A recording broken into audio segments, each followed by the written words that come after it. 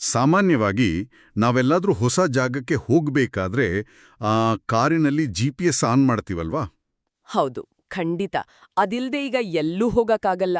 Exactly. ಎಲ್ಲಿ left ತಗೋಬೇಕು, ಎಲ್ಲಿ ರೈಟ್ ಹೋಗ್ಬೇಕು ಅಂತ ಆ ಯಂತ್ರ ನಮಗೆ ಪಕ್ಕ ಡೈರೆಕ್ಷನ್ ಕೊಡುತ್ತೆ. ಅದು ಒಂಥರ ಸೇಫ್ ಫೀಲಿಂಗ್ ಕೊಡುತ್ತೆ ನಮಗೆ. ತಂತ್ರಜ್ಞಾನ ನಮ್ಮನ್ನ ಗುರಿ ಮುಟ್ಟಿಸುತ್ತೆ ಅನ್ನೋ ಭರವಸೆ. ಆ ಮ್ಯಾಪ್ ಕಣ್ಣಿಗೆ ಕಾಣ್ತಾ ಇರುತ್ತೆ, ಎಲ್ಲಿ ಟ್ರಾಫಿಕ್ ಇದೆ ಅಂತನೂ ಗೊತ್ತಾಗುತ್ತೆ, ನಾವು ದಾರಿ ತಪ್ಪಲ್ಲ ಅನ್ನೋ ಕಾನ್ಫಿಡೆನ್ಸ್ ಇರುತ್ತೆ. ರೈಟ್. ಆದ್ರೆ ಒಂದು ಕ್ಷಣ ಯೋಚನೆ ಮಾಡಿ. ನಾವು ಯಾವುದೋ ದಟ್ಟವಾದ ಕಾಡಿನಲ್ಲಿ, ಕತ್ತಲಿನಲ್ಲಿ ಸಂಪೂರ್ಣವಾಗಿ ಕಳೆದು ಹೋಗಿದ್ದೀವಿ ಅಂತಿಟ್ಕೊಳ್ಳಿ. ಅಲ್ಲಿ ಯಾವುದೇ ಸಿಗ್ನಲ್ ಇಲ್ಲ, ಮ್ಯಾಪ್ ಇಲ್ಲ. ಅದು ನಿಜಕ್ಕೂ ಭಯಾನಕ ಪರಿಸ್ಥಿತಿ. ಹೌದು. ಆ ಟೈಮಲ್ಲಿ ನಮಗ್ ಬೇಕಾಗಿರೋದು ಯಾವುದೋ ಟೆಕ್ನಾಲಜಿ ಅಲ್ಲ, ಬದಲಾಗಿ ನಮಗೆ ಪರಿಚಿತವಾಗಿರೋ, ನಮ್ಮನ್ನ ನಿಜವಾಗ್ಲೂ ಕಾಳಜಿ ಮಾಡುವ ಒಬ್ಬರ ಧ್ವನಿ. ಆ ಕತ್ತಲಲ್ಲಿ ಆ ಒಂದು ಧ್ವನಿ ಕೇಳಿದ ತಕ್ಷಣ ಸಿಗೋ ನೆಮ್ಮದಿ ಇದೆಯಲ್ಲ, ಅದು ಆ 100 GPS ಮ್ಯಾಪ್ಗಳಿಗಿಂತ ಎಷ್ಟೋ ಪಾಲು ದೊಡ್ಡದು. ಖಂಡಿತ.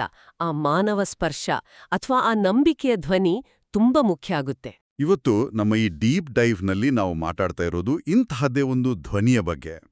ಯೋಹನನ ಸುವಾರ್ತೆಯ ಅಂದರೆ ಗಾಸ್ಪೆಲ್ ಆಫ್ ಜಾನ್ನ 10ನೇ ಅಧ್ಯಾಯದಲ್ಲಿ ಬರೋ ಅತ್ಯಂತ ಪ್ರಸಿದ್ಧ ರೂಪಕಗಳಾದ ಬಾಗಿಲು ಮತ್ತು ಉತ್ತಮ ಕುರುಬ ಅನ್ನೋ ಕಾನ್ಸೆಪ್ಟ್ನ ಹಿಂದಿನ ಐತಿಹಾಸಿಕ ಮತ್ತು ಆಧ್ಯಾತ್ಮಿಕ ಅರ್ಥವನ್ನ ನಾವಿಂದು ಎಕ್ಸ್ಪ್ಲೋರ್ ಮಾಡ್ತಾ ಇದ್ದೀವಿ.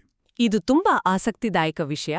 ಮತ್ತು ಈ ಪಠ್ಯಗಳು ಕೇವಲ ಪ್ರಾಚೀನ ಕಾಲದ ಸಾಹಿತ್ಯ ಅಂತ ಅನ್ಕೊಂಡ್ರೆ ನಾವು ದೊಡ್ಡ ತಪ್ಪು ಮಾಡಿದ ಹಾಗೆ. ಹೌದು, ಖಂಡಿತ. ಇವತ್ತಿನ ನಮ್ಮ ಈ ಚರ್ಚೆಗೆ ನಾವು ಸಾಕಷ್ಟು ವಿಭಿನ್ನ ಮೂಲಗಳನ್ನ ಒಟ್ಟುಗೂಡಿಸಿದ್ದೇವೆ. ಮ್ಯಾಥ್ಯೂ ಹೆನ್ರಿ ಅವರ ಕ್ಲಾಸಿಕ್ ವ್ಯಾಖ್ಯಾನ, ಗ್ರೀಕ್ ಮೂಲಪದಗಳ ಅರ್ಥ, 1ನೇ ಶತಮಾನದ ಕುರಿಗಾಹಿಗಳ ನೈಜ ಇತಿಹಾಸ, ಹಾಗೆ ಸ್ಪಿರಿಟ್ ಇನ್ ದ ಡೆಸರ್ಟ್ನಂತಹ ಆಧುನಿಕ ಬರಹಗಳು. ಅಂದ್ರೆ ನಾವಿದನ್ನ ತುಂಬಾ ಆಳವಾಗಿ ನೋಡ್ತಾ ಇದ್ದೀವಿ. ಹೌದು. ಇವೆಲ್ಲವನ್ನೂ ಜೊತೆಯಾಗಿ ನೋಡಿದಾಗ ಈ 2000 ವರ್ಷಗಳ ಹಿಂದಿನ ಮಾತುಗಳು ಇವತ್ತಿನ ನಮ್ಮ ಲೈಫಿಗೆ, ನಮ್ಮ ನಾಯಕತ್ವಕ್ಕೆ ಮತ್ತು ನಮ್ಮ ಫ್ರೀಡಮ್ಗೆ ಎಷ್ಟು ಹತ್ತಿರವಾಗಿದೆ ಅನ್ನೋದು ಅರ್ಥ ಆಗತ್ತೆ. ಹಾಗಾದ್ರೆ ಈ ಕಥೆಯ ಬ್ಯಾಕ್ಗ್ರೌಂಡ್ ಇಂದನೇ ಶುರು ಮಾಡೋಣ. ಯಾಕಂದ್ರೆ ಯೋಹಾನ 10ನೇ ಅಧ್ಯಾಯ ಯಾವುದೋ ಶೂನ್ಯದಿಂದ ದಿಢೀರಂತ ಶುರುವಾಗಲ್ಲ. ನಾವಿದ್ರ ಹಿಂದಿನ ಚಾಪ್ಟರ್ ಅಂದ್ರೆ 9ನೇ ಅಧ್ಯಾಯವನ್ನ ನೋಡಿದ್ರೆ ಹುಟ್ಟು ಕುರುಡನ ಕಥೆ ಅಲ್ವಾ? ಎಕ್ಸಾಕ್ಟ್ಲಿ. ಅಲ್ಲಿ ಯೇಸು ಒಬ್ಬ ಹುಟ್ಟು ಕುರುಡನಿಗೆ ದೃಷ್ಟಿ ಕೊಡ್ತಾರೆ. ಅದೇ ಆಶ್ಚರ್ಯ ಅಂದ್ರೆ ಅಂದಿನ ಧಾರ್ಮಿಕ ನಾಯಕರು ಅಂದ್ರೆ ಆ ಫರಿಸಾಯರು ಆ ಖುಷಿಯನ್ನ ಸೆಲೆಬ್ರೇಟ್ ಮಾಡೋ ಬದಲು ಆತನನ್ನ ಸಭಾಮಂದಿರದಿಂದಲೇ ಹೊರಹಾಕ್ತಾರೆ. ಅದು ನಿಜಕ್ಕೂ ವಿಪರ್ಯಾಸ. ಇದು ನನಗೆ ಹೇಗನ್ನಿಸ್ತು ಅಂದ್ರೆ, ಯಾವುದೋ ಒಂದು ದೊಡ್ಡ ಕಾರ್ಪೊರೇಟ್ ಕಂಪನಿಯಲ್ಲಿ ಭ್ರಷ್ಟ ಮ್ಯಾನೇಜ್ಮೆಂಟ್ನ ತಪ್ಪುಗಳನ್ನ ಎತ್ತಿ ತೋರಿಸಿದ ಒಬ್ಬ ಪ್ರಾಮಾಣಿಕ ಉದ್ಯೋಗಿಯನ್ನ ಯಾವುದೇ ಮುಲಾಜಿಲ್ಲದೆ ಕೆಲ್ಸದಿಂದ ತೆಗೆದುಹಾಕಿದ ಹಾಗೆ ಅಲ್ವಾ? ಹೌದು, ಸೇಮ್ ಹಾಗೆ ಅನ್ಸ್ತು. ಆ ಕಾರ್ಪೊರೇಟ್ ಹೋಲಿಕೆ ನಿಜಕ್ಕೂ ಪರ್ಫೆಕ್ಟ್ ಆಗಿದೆ. ಯಾಕಂದ್ರೆ ಆ ಧಾರ್ಮಿಕ ನಾಯಕರು ಆ ಸಮಾಜದ ಕುರುಬರೂ ಆಗಿರ್ಬೇಕಿತ್ತು. ಅಂದ್ರೆ ಜನರನ್ನ ರಕ್ಷಿಸೋದು ಅವರ ಜವಾಬ್ದಾರಿ. ರೈಟ್. ಆದ್ರೆ ಅವರು ತಮ್ಮ ಅಧಿಕಾರ ಉಳಿಸ್ಕೊಳ್ಳೋದಕ್ಕಾಗಿ ದೃಷ್ಟಿ ಪಡೆದ ಆ ಸಾಮಾನ್ಯ ಮನುಷ್ಯನನ್ನೇ ಹೊರಹಾಕ್ತಾರೆ. ಈ ಒಂದು ಘಟನೆಯೇ ಯೇಸುವನ್ನ ಕೇಳಿಸುತ್ತೆ ಮತ್ತು ಆ ನಾಯಕರನ್ನ ಕಳ್ಳರು ಮತ್ತು ಡಕಾಯಿತರು ಅಂತ ಕರೆಯೋಕೆ ಕಾರಣ ಆಗುತ್ತೆ. ಅಂದ್ರೆ ಆ ಅಧಿಕಾರದ ಅಹಂಕಾರದ ವಿರುದ್ಧದ ಸಿಟ್ಟು ಇಲು ಸುಮ್ನೆ ಯಾರಿಗೋ ಬೈದಿದ್ದಲ್ಲ. ಎಕ್ಸಾಕ್ಟ್ಲಿ. ನಾವು ಇದನ್ನ ಸ್ವಲ್ಪ ವಿಶಾಲವಾದ ಐತಿಹಾಸಿಕ ದೃಷ್ಟಿಕೋನದಿಂದ ನೋಡಿದ್ರೆ ಹಳೆಯ ಒಡಂಬಡಿಕೆಯ ಯೆಹೆಜ್ಕೇಲ್ ಅಂದ್ರೆ ಎಜಿಕಿಯಲ್ 34ನೇ ಅಧ್ಯಾಯದ ಸಂಪರ್ಕ ಇಲ್ಲಿ ಸ್ಪಷ್ಟವಾಗಿ ಕಾಣುತ್ತೆ. ಓಹೋ, ಅಲ್ಲೇನಿದೆ? ಅಲ್ಲಿ ದೇವ್ರು ಇಸ್ರಾಯೇಲಿನ ಭ್ರಷ್ಟ ನಾಯಕರನ್ನ ದುಷ್ಟ ಕುರುಬರು ಅಂತ ಕಟುವಾಗಿ ಖಂಡಿಸ್ತಾನೆ. ಆ ನಾಯಕರು ಕೇವಲ ತಮ್ಮ ಹೊಟ್ಟೆ ತುಂಬಿಸ್ಕೊಳ್ತಾ ಇದ್ರೆ ಹೊರತು ಕುರಿಗಳನ್ನ ಅಂದ್ರೆ ಜನರನ್ನ ಕೇರ್ ಮಾಡ್ತಾ ಇರ್ಲಿಲ್ಲ. ಅಂದ್ರೆ ಅಧಿಕಾರ ಇತ್ತು, ಆದ್ರೆ ಜವಾಬ್ದಾರಿ ಇರ್ಲಿಲ್ಲ. ಹೌದು. ಆ ಟೈಮಲ್ಲಿ ದೇವ್ರು ನಾನೇ ಸ್ವತಃ ಬಂದು ನನ್ನ ಹಿಂಡನ್ನ ಕಾಯುವ ಕುರುಬನಾಗ್ತೀನಿ ಅಂತ ಭರವಸೆ ಕೊಟ್ಟಿರ್ತಾನೆ. ಸೊ ಯೋಹಾನ 10ರಲ್ಲಿ ಯೇಸು ನಾನೇ ಆ ಉತ್ತಮ ಕುರುಬ ಅಂತ ಹೇಳ್ದಾಗ ಆ ಹಳೆಯ ಒಡಂಬಡಿಕೆಯ ದೈವಿಕ ಪಾತ್ರವನ್ನೇ ತಾನು ವಹಿಸ್ಕೊಳ್ತಾ ಇರೋದಾಗಿ ಘೋಷಣೆ ಮಾಡ್ತಿದ್ದಾರೆ. ವಾವ್! ಅಂದ್ರೆ ಇದು ಸುಮ್ಮನೆ ಒಂದು ಕಥೆಯಲ್ಲ, ಅಂದಿನ ಭ್ರಷ್ಟ ವ್ಯವಸ್ಥೆಗೆ ಕೊಟ್ಟ ಡೈರೆಕ್ಟ್ ಚಾಲೆಂಜ್ ಇದು. ಹೌದು, ಸಂಪೂರ್ಣವಾಗಿ. ಆ ಹಿನ್ನೆಲೆ ಗೊತ್ತಾದಾಗ ಈ ಮಾತುಗಳ ತೂಕನೇ ಬದಲಾಗುತ್ತೆ. ಆದ್ರೆ ಈ ಕುರಿದೊಡ್ಡಿ ಅಥವಾ ಶೀಪ್ ಫೋಲ್ಡ್ ಬಗ್ಗೆ ನಾವಿಲ್ಲಿ ಮಾತಾಡಲೇಬೇಕು.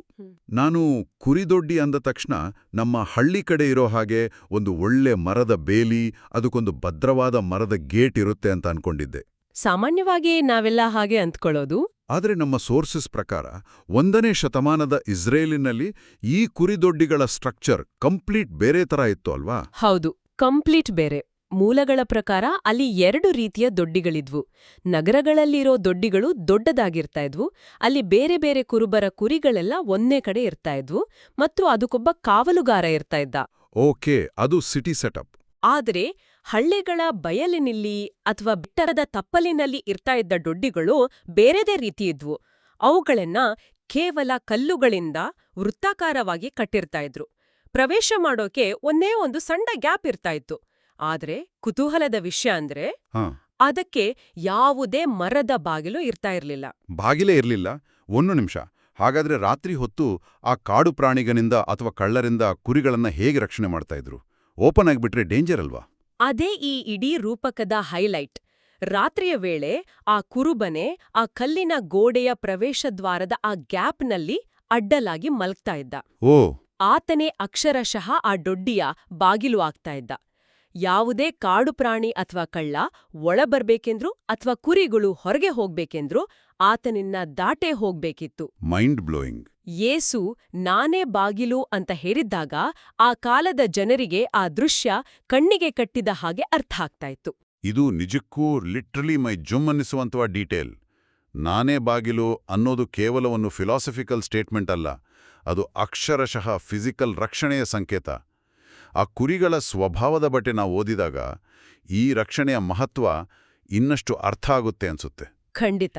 ಯಾಕೆಂದ್ರೆ ಕುರಿಗಳು ಪ್ರಕೃತಿಯಲ್ಲಿ ಅತ್ಯಂತ ವೀಕಾದ ಪ್ರಾಣಿಗಳು ಅಂತ ಹೇಳ್ತಾರೆ. ಅವುಗಳಿಗೆ ಸಿಂಹದ ಥರ ಉಗುರುಗಳಿಲ್ಲ, ಜಿಂಕೆ ಥರ ವೇಗವಾಗಿ ಓಡಿ ಎಸ್ಕೇಪ್ ಆಗೋ ಶಕ್ತಿನೂ ಇಲ್ಲ. ಅವುಗಳಿಗೆ ದಾರಿ ತಪ್ಪೋದು ಅಂದ್ರೆ ತುಂಬ ಸುಲಭ. ಅದಕ್ಕೆ ತಾನೇ ಅವುಗಳಿಗೆ ಕುರುಬನ ಅಗತ್ಯ ಇರೋದು. ಕುರಿಗಳ ಬಗ್ಗೆ ಇನ್ನೊಂದು ಇಂಟ್ರೆಸ್ಟಿಂಗ್ ಫ್ಯಾಕ್ಟ್ ಏನಂದ್ರೆ ಅವು ಹರಿಯುವ ನೀರಿಗೆ ತುಂಬಾ ಹೆದರುತ್ತವಂತೆ. ನೀರಿಗೆ ಹೆದರುತ್ತವಾ? ಹೌದು. ನೀರು ಸ್ವಲ್ಪ ಫಾಸ್ಟಾಗಿ ಹರಿತಾ ಇದ್ರೆ ಅವು ಕುಡಿಯೋಕ್ ಹೋಗಲ್ಲ. ಕೀರ್ತನೆ 23ರಲ್ಲಿ ನಿಶ್ಚಲವಾದ ನೀರು ಅಥವಾ ಸ್ಟಿಲ್ ವಾಟರ್ಸ್ ಅಂತ ಉಲ್ಲೇಖ ಬರೋದು ಇದೇ ಕಾರಣಕ್ಕೆ.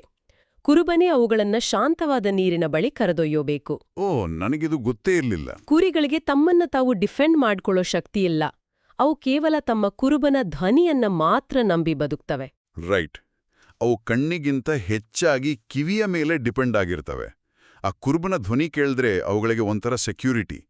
ಬೇರೆ ಯಾರಾದರೂ ಅಪರಿಚಿತರು ಕರೆದ್ರೆ ಅವು ಹೆದರಿ ಓಡ್ತವೆ.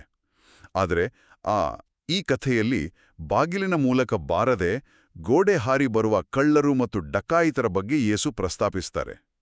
ಈ ಕಳ್ಳರು ಯಾರು? ಗೋಡೆ ಹಾರಿ ಯಾಕೆ ಬರಬೇಕು ಅವರು?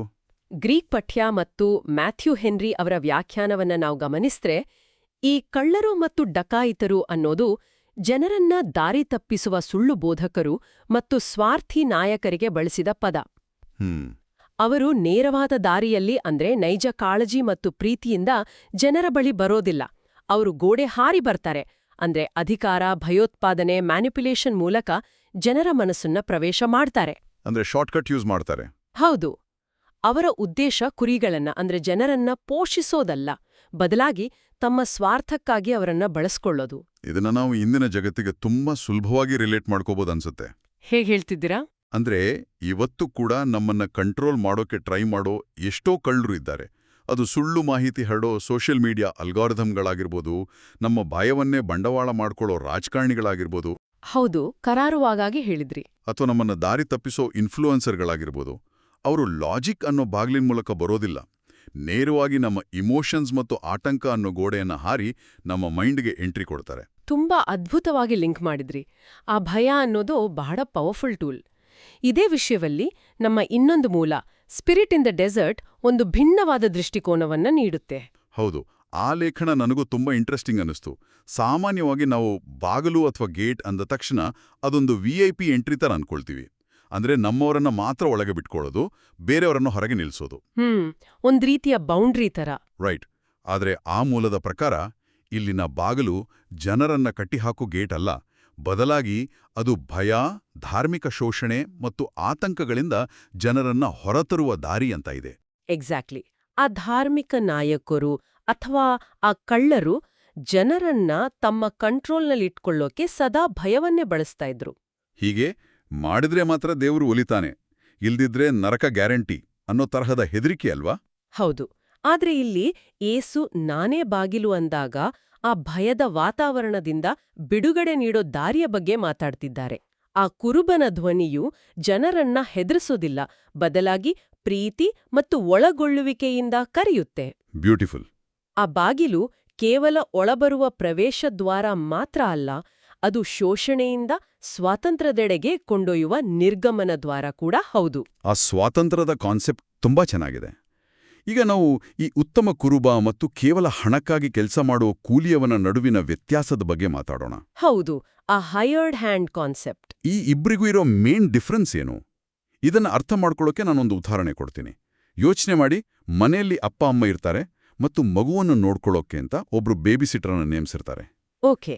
ಮಗು ಆಟವಾಡ್ತಾ ಇರಬೇಕಾದ್ರೆ ದಿಢೀರಂತ ಮನೆಗೆ ಬೆಂಕಿ ಬಿತ್ತು ಅಂತಿಟ್ಕೊಳ್ಳಿ. ಕೇವಲ ಹಣಕ್ಕಾಗಿ ಕೆಲಸ ಮಾಡ್ತಾ ಇರೋ ಬೇಬಿ ಸಿಟ್ಟರು ಬಹುಶಃ ನನ್ನ ಪ್ರಾಣಕ್ಕಿಂತ ಈ ಕೆಲಸ ದೊಡ್ಡದಲ್ಲ ಅಂತ ಎಸ್ಕೇಪ್ ಆಗ್ಬೋದು. ಅದು ಸಹಜ ತಾನೇ, ಅವರಿಗೇನು ಅಷ್ಟು ಕಮಿಟ್ಮೆಂಟ್ ಇರಲ್ಲ. ಆದರೆ ಹೆತ್ತವರು, ಅವರು ಬೆಂಕಿಯ ಬಗ್ಗೆ ಯೋಚನೆ ಮಾಡಲ್ಲ, ತಮ್ಮ ಪ್ರಾಣವನ್ನಾದರೂ ಪಣಕ್ಕಿಟ್ಟು ಮಗುವನ್ನ ರಕ್ಷಿಸ್ತಾರಲ್ವಾ? ಖಂಡಿತ. ಆ ಬೇಬಿಸಿಟರ್ ಉದಾಹರಣೆ ಈ ಪರಿಸ್ಥಿತಿಗೆ ಕನ್ನಡಿ ಹಿಡಿದ ಹಾಗೆದೆ.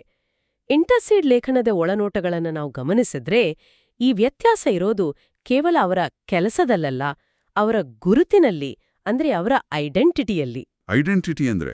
ಯೇಸು ಇಲ್ಲಿ ನಾನು ಉತ್ತಮ ಕುರುಬನ ಕೆಲಸ ಮಾಡ್ತೀನಿ ಅಂತ ಹೇಳಿಲ್ಲ, ಬದಲಾಗಿ ನಾನೇ ಉತ್ತಮ ಕುರುಬ ಅಂತ ಹೇಳ್ತಾರೆ. ಇದು ಆತನ ಅಸ್ತಿತ್ವದ ದೈವಿಕ ಗುರುತು. ಆ ಕೂಲಿಯವನಿಗೆ ಅಥವಾ ಬೇಬಿಸಿಟರ್ಗೆ ಕುರಿಗಳ ಮೇಲೆ ಒಡೆತನ ಇರೋದಿಲ್ಲ. ಆದ್ರಿಂದ ಆತನಿಗೆ ಅವುಗಳ ಬಗ್ಗೆ ನಿಜವಾದ ಪ್ರೀತಿ ಇರಲ್ಲ. ತೋಳ್ ಬಂದಾಗ ಆತನು ತನ್ನ ಜೀವ ಉಳಿಸ್ಕೊಳ್ಳಲು ಪರಾರಿಯಾಗ್ತಾನೆ. ಅಂದ್ರೆ ಅಪಾಯ ಎದುರಾದಾಗ ನಮ್ಮ ಜೊತೆ ಯಾರು ನಿಲ್ತಾರೆ ಅನ್ನೋದೇ ನಿಜವಾದ ಟೆಸ್ಟ್. ಹೌದು. ಉತ್ತಮ ಕುರುಬ ಹಾಗೆ ಓಡಿ ಹೋಗಲ್ಲ. ಆತನಿಗೆ ಪ್ರತಿಯೊಂದು ಕುರಿಯ ಪರಿಚಯ ಇರುತ್ತೆ, ಹೆಸರಿಡಿದು ಕರೀತಾನೆ, ತೋಳು ಬಂದಾಗ ಎದುರಿಸಿ ನಿಲ್ತಾನೆ. ಇಲ್ಲಿ ಮ್ಯಾಥ್ಯೂ ಹೆನ್ರಿ ಅವರ ವ್ಯಾಖ್ಯಾನದ ಒಂದು ಪಾಯಿಂಟ್ ನನ್ನ ಗಮನ ಸೆಳೆಯಿತು. ಯೇಸು ತನ್ನ ಪ್ರಾಣವನ್ನ ಕಳೆದುಕೊಂಡಿದ್ದಲ್ಲ, ಆತನಿಗೆ ಪ್ರಾಣವನ್ನ ಕೊಡಲು ಮತ್ತು ಮರಳಿ ಪಡೆಯಲು ಅಧಿಕಾರವಿತ್ತು ಅಂತ ಅವರು ಹೇಳ್ತಾರೆ. ಇದರ ಅರ್ಥ ಏನು? ಇದು ಬಹಳ ಸೂಕ್ಷ್ಮವಾದ ಆದ್ರೆ ಪ್ರಬಲವಾದ ಅಂಶ.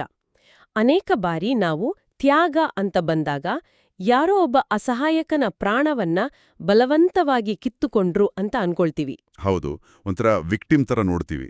ಆದ್ರೆ ಇಲ್ಲಿ ಯೇಸು ವಿಧಿಬರಹಕ್ಕೆ ಶರಣಾದ ವಿಕ್ಟಿಮ್ ಅಲ್ಲ. ಯಾರೋ ಒಬ್ಬ ಬಂದು ಆತನನ್ನ ಸಾಯಿಸಿದ್ರು ಅನ್ನೋದಕ್ಕಿಂತ ಆತನು ತನ್ನ ಕುರಿಗಳ ಮೇಲಿನ ಪ್ರೀತಿಗಾಗಿ ತನ್ನ ಇಚ್ಛೆಯಿಂದಲೇ ಸ್ವಯಂ ಪ್ರೇರಿತನಾಗಿ ತನ್ನ ಪ್ರಾಣವನ್ನ ಕೊಡುತ್ತಾನೆ. ಅಂದ್ರೆ ಇಟ್ಸ್ ಅ ಚಾಯ್ಸ್. ಎಕ್ಸಾಕ್ಟ್ಲಿ. ಅದು ಆತನ ನಿರ್ಧಾರ. ಆತನು ಕಂಟ್ರೋಲ್ನಲ್ಲಿದ್ದಾನೆ.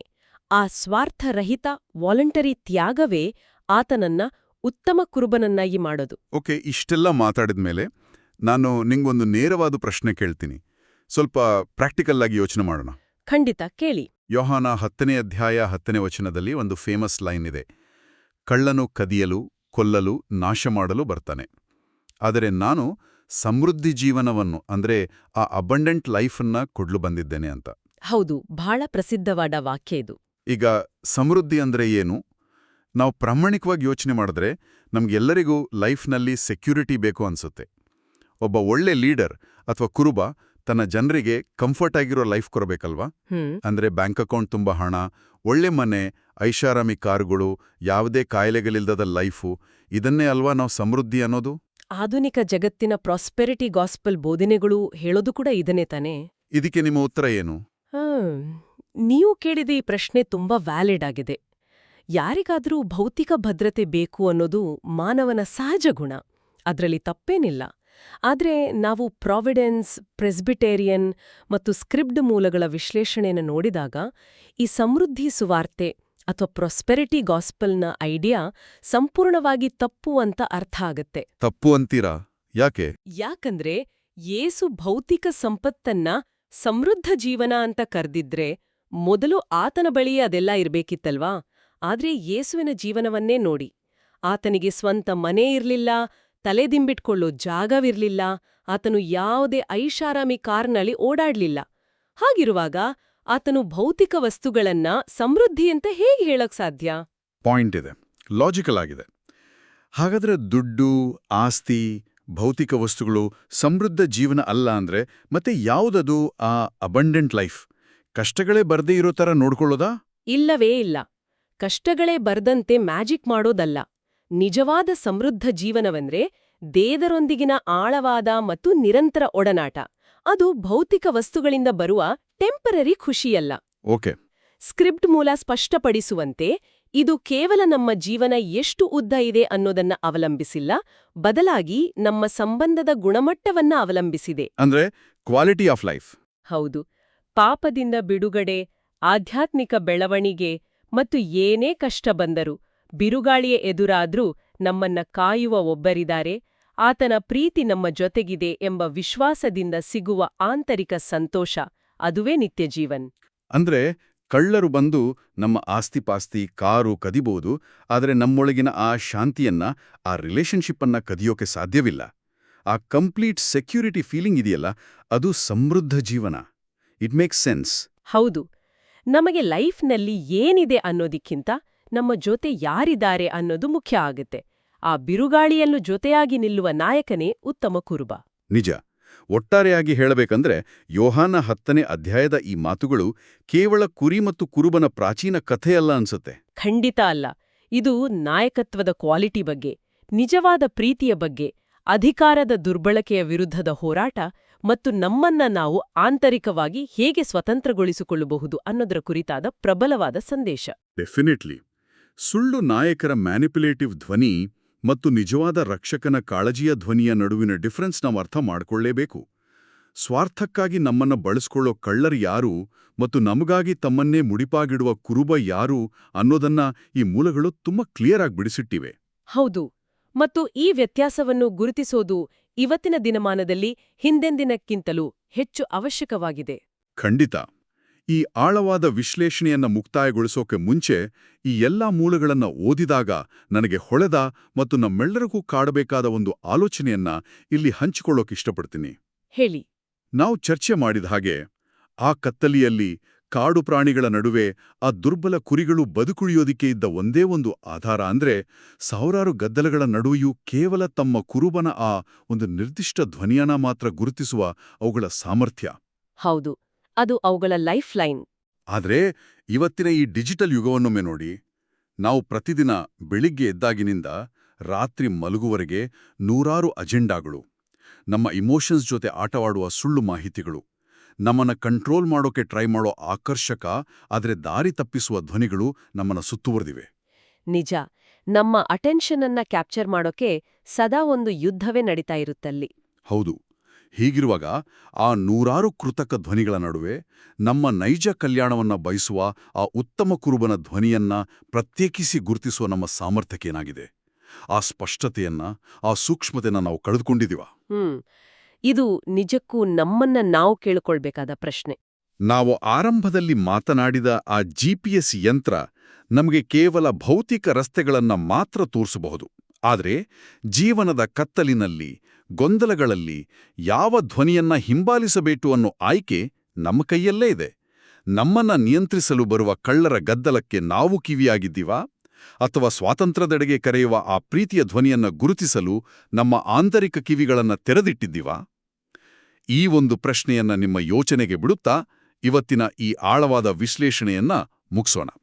ಆ ಉತ್ತಮ ಕುರುಬನ ಧ್ವನಿ ಸ್ಪಷ್ಟವಾಗಿ ಕೇಳಿಸುವಂತಾಗ್ಲಿ. ಶುಭವಾಗ್ಲಿ.